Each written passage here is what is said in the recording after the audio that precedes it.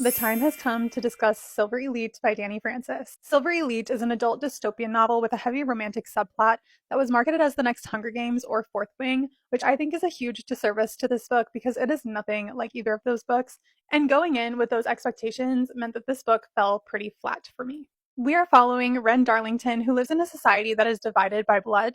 You have regular blooded people like us, and then there are people who have silver blood.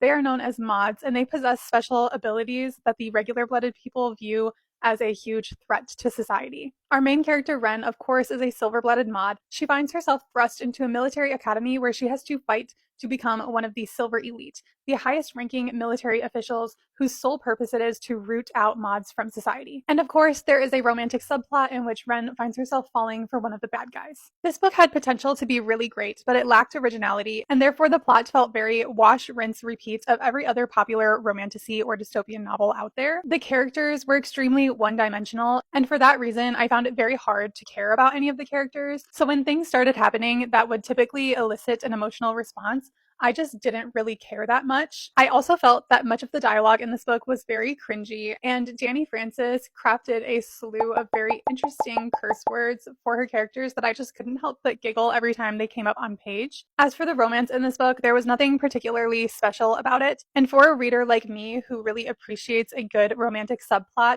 that was probably the most disappointing portion of this book. Cross felt like a watered down version of every other MMC in any fantasy novel you've ever read before, and Ren's attraction to him felt very surface level until about 3/4 of the way through the book. There is a lot of controversy surrounding this book being marketed as a dystopian novel. There are definite dystopian elements within this book, and I feel that that is the genre it fits best into.